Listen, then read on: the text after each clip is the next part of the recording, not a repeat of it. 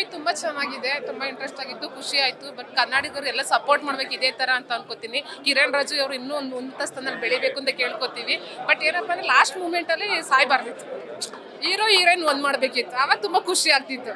ಇವಾಗ ಇಬ್ರು ಹೀರೋಯಿನ್ಗೂ ಈಗ ಒಬ್ಳು ಸತ್ತೋದ್ರು, ಇನ್ನೊಬ್ರು ಪಾಪ ಅದು ಬೇಜಾರಾಗ್ತಾ ಇದೆ. ಅದು ಒಂದೊಂದು ಮಾತ್ರ ಕ್ಲೈಮ್ಯಾಕ್ಸ್ ಚೇಂಜ್ ಮಾಡ್ಬೇಕಿತ್ತು. ಸೆಕೆಂಡ್ ಹೀರೋಯಿನ್ ಇದ್ಲಲ್ಲ, ಅವಳಿಗಾರ ಅವಕಾಶ ಕೊಡ್ಬೋದಿತ್ತಲ್ವಾ. ತುಂಬಾ ಚೆನ್ನಾಗಿದೆ, ಇನ್ನು ಚೆನ್ನಾಗಿ ಓಡ್ಲಿ, ಎಲ್ಲ ಥಿಯೇಟರ್ ಇನ್ನು 100 ಡೇಸ್ ಓಡ್ಲಿ ಅಂತ ಕೇಳ್ಕೊತಾ ಇದ್ದೀನಿ.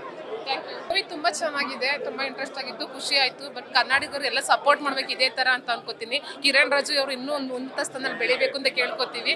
ಬಟ್ ಏನಪ್ಪಾ ಅಂದ್ರೆ ಲಾಸ್ಟ್ ಮೂಮೆಂಟ್ ಅಲ್ಲಿ ಸಾಯ್ಬಾರ್ದಿತ್ತು. ಹೀರೋ ಹೀರೋಯಿನ್ ಒಂದ್ ಮಾಡ್ಬೇಕಿತ್ತು, ಆವಾಗ ತುಂಬಾ ಖುಷಿ ಆಗ್ತಿತ್ತು.